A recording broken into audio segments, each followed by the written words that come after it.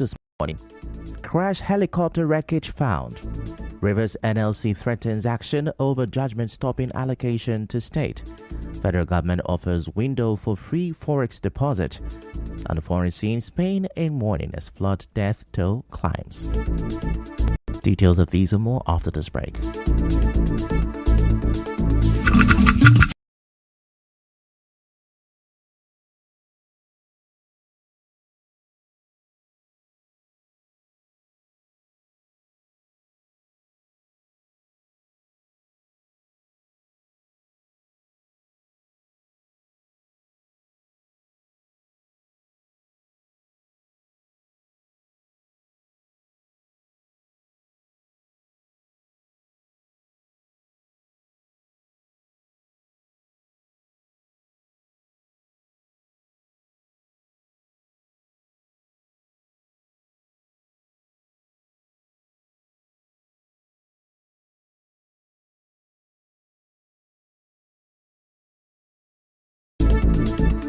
Here, welcome back. I'm Ife Chukwumoyele with the news.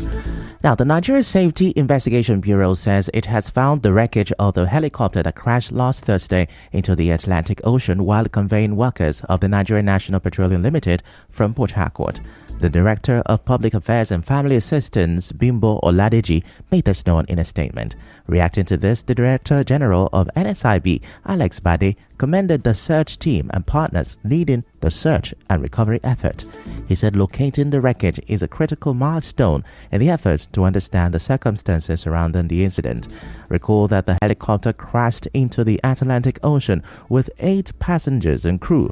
While 5 bodies were recovered, 3 other passengers are still missing. The bodies were retrieved from the ocean on separate days within 8 days of search by a coalition of agencies. Moving on, the Nigeria Labour Congress NLC in Rivers State has threatened to withdraw services if any attempt is made to withhold the state's monthly allocation. Rivers State NLC Chairman Alex Agwanwo made this known to newsmen in Port Harcourt following a meeting of the NLC State Executive Council.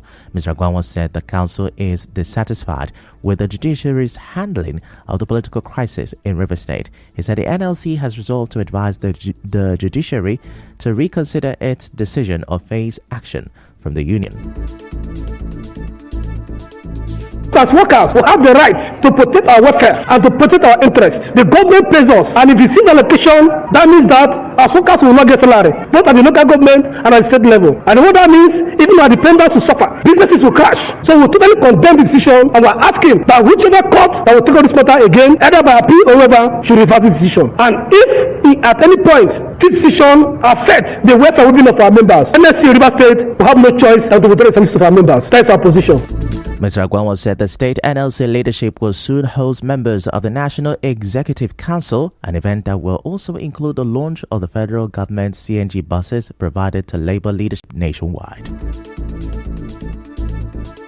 The NLC Nigeria Labour Congress have also decided they are going to host the first NAC, CWC and NEC meeting outside the Labour House in Abuja. First time in history, such highest organ of meeting of Nigeria Labour Congress is going to hold outside Abuja. And the first state that's hosting is Rivers State. So we want to also inform the public that the leadership of NLC all over the country, we are going to play host to them come 5th of November to 9th of November. So we use the opportunity to also invite all lovers of Labour in Rivers State, our veterans, our wishers, to also embrace this important occasion. Correspondent Subi Orowara reports that the state NLC chairman also thanked Governor Siminalayi Fubara for approving an 85,000 naira minimum wage for workers.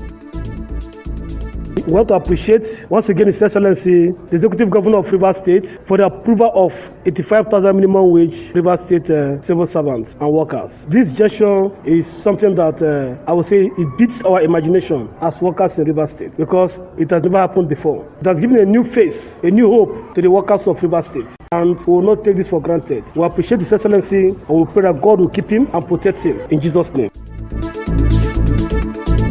In the meantime, the Rivers State Commissioner for Information and Communications, Joe Johnson, says the speed with which the Abuja Federal High Court ruled to stop allocations to Rivers State should be applied to the matters challenging the legitimacy of the Martin Amihule-led State House of Assembly. Mr. Johnson said this on Nigeria Info FM's Morning Crossfire. If that speed is deployed, I'm sure that we would have been out of where we are now, because what the judgment is trying to legitimize is to say that Okojumbo is not, but Martins Amehule is the authentic. So we would want a pronouncement so that it will give a proper direction. In being fair to Rivers people, in being fair to dealing with justice, one would expect that the judiciary should help the situation, because where they are going to is trying to use Rivers State as a trigger for anarchy, and we know the consequence of seizing an allocation that is due Rivers people. Also speaking on the program, a lawyer, Chioma Choko, criticized the National Judicial Council (NJC) for failing to sanction judges who project themselves in the wrong way. The NJC is there, created as a fallout of the Constitution of Federal Republic of Nigeria, to ensure that any judge that projects himself or herself in a wrong manner is made to face the realities of the sanctions as contained in their council rules. But the question is, who are those that are manning the NJC? Are they different from the courts? Because it is like making a man a judge in his own case. The chairman of the NJC is the Chief Justice of the Federation. So it becomes a problem. It is almost difficult to have them come out publicly to make pronouncements. Moving on, lawyers in Port Harcourt say the withdrawal of the case by the Martin Amehule-led House of Assembly has not erased the evidence previously submitted. As you may know, media reports said the Martin Amehule-led Rivers State House of Assembly withdrew a suit filed to restrain INEC from conducting a fresh election to fill their seats following their defection from the PDP to the APC. A lawyer, Chukwu Chinwo, told correspondent Yomi Oluwari that the facts presented in the case are now public record and could be used against them in another matter. The implication is that they're no more pursuing their claim. It may be that they have that false sense of security that don't make it they're holding on to, but the point is that the documents that are filed in that case are still public documents. Those documents are no more valid. No, they cannot destroy the documents of court. Public documents, they remain forever eternal documents of the courts. They depose the case that they defected in essence of their rights. Those are still facts that will remain there for them. Absolutely, anybody can use it against the statement they made in previous proceedings. Dr. Chinwo, a law lecturer, expressed disappointment in the judiciary, saying it has allowed itself to be used by politicians. Has become abused, thoroughly abused, and so there's a lot of illegality. The politicians have put confusion in INEC. Police, they don't want to even obey court order. The courts themselves are not acting holistically in solving, listening and determining cases. So you just find a case where others have been made cut and nail. We're a system where people think that they can disobey the law and get away with it. As a result of that, organizations that should enforce the law can be confused sometimes. In this case, INEC, I sympathize with them. Conduct an election. Are they members of the House? But those are matters that are still in court, so INEC cannot decide. Another lawyer, Eugene Ode, agreed that the Assembly cannot avoid the evidence they had submitted despite withdrawing the case. They withdrew the suit doesn't mean the facts have been altered. The facts of the case remain intact. Even if they've withdrawn the suit, the facts remain sacrosanct. Especially the facts as deposed by they themselves. Those facts can be relied on anytime. Are you hearing me? Yeah, I can hear you. The fact that they withdrew the suit does not mean that the facts of the case have been altered. The facts remain the same. That one they filed wasn't the only one that was filed to determine their fate. They were the first to rush to court to ask court to determine their fate. But several other matters have been filed along the same line. Mr. Ode also explained reasons the Martin Amehule-led Assembly approached the court to stop INEC from conducting by-election. And Edison Ehe became speaker at that time. And the first thing he did when he assumed office as speaker was to declare those seats vacant. And there is no court of law in Nigeria that has set aside that declaration by Edison Ehe as at today, as we are speaking today. Okay, until that order declaring those seats vacant is set aside, which was the reason why the 27 lawmakers rushed to the Federal High Court to stop INEC from conducting the by-election. So if they themselves believed that the seats were not vacant, there was no need for them to even go to the Federal High Court to ask INEC not to conduct a by-election.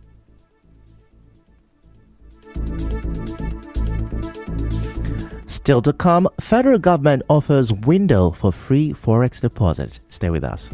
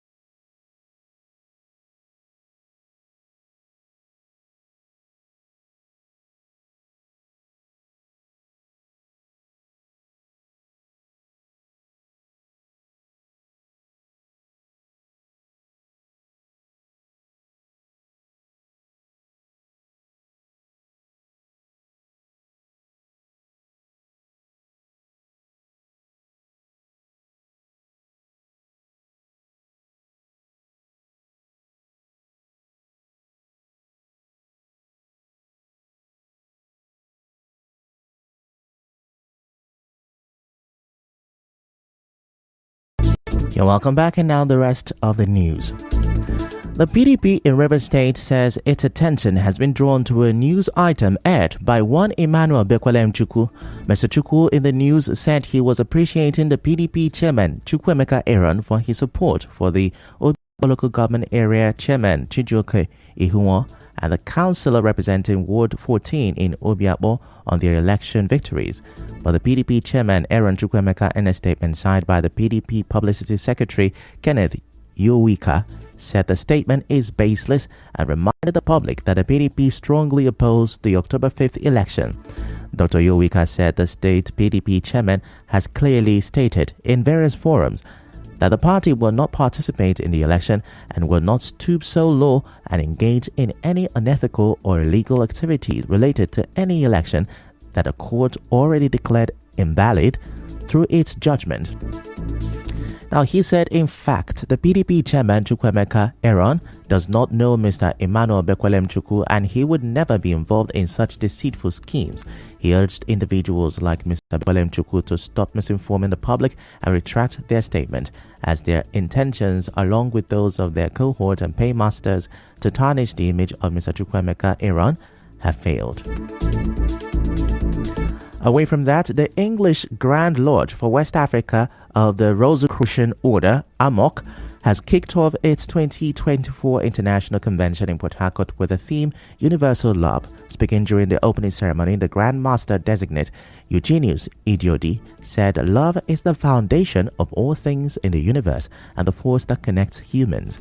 Mr. Idiodi urged Rosicrucians to address the challenges of nation building by embodying leadership rooted in love, light, and compassion.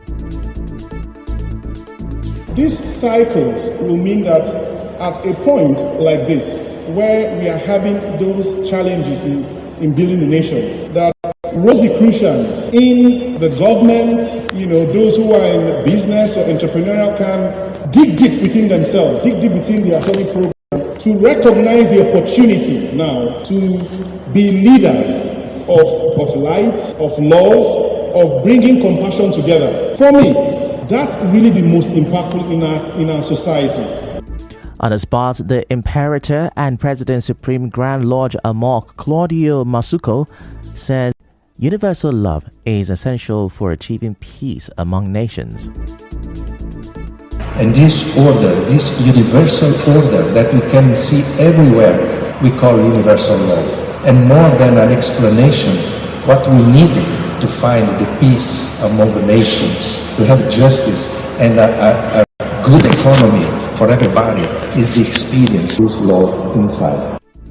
The Honorary Grand Master Rosicrucian Order AMOC, Kenneth Idiodi, Grand Master of the Scandinavian Jurisdiction Leif Soderlund, and a member of the Board of Directors Olabimpe Giwa also spoke about the transformative power of love in creating a better world. The love for power has been in itself very, very harmful to the human communities and society. And so the focus on our part should be for a type of love, universal love, that will transcend the limitations of these other levels of love. One of our duties is to try to make this love and light visible for the world and bring hope and prosperity to everyone around. We have to begin with ourselves. As said before, if you don't love yourself, you cannot love other people. And so the Rosicrucian Order teaches us to start your study with yourself. Man, know thyself. The convention marking the first AMOC gathering of the newly established English Grand Lodge for West Africa celebrates the Golden Jubilee of the English West African Administration. It features the installation of Grand Master Designate Eugenius Idiodi and nearly the entire Supreme Grand Lodge, with about 1,300 Rosicrucians in attendance. Running from October 31st to November 3rd, 2024, the event will include lectures, meditation, and discussions aimed at spreading the light of universal love. And now the federal government has announced a 9-month program beginning on October 31st, 2024 that allows individuals to deposit dollar cash held outside the formal banking system without scrutiny. The Minister of Finance and Coordinator Minister of the Economy, Wale Edu, disclosed this while briefing State House correspondents shortly after the National Economic Council meeting chaired by Vice President Kashim Shettima. Now, he said the new initiative aims to address the rising cost of commodities influenced by the foreign exchange rate, driven by demand and supply dynamics.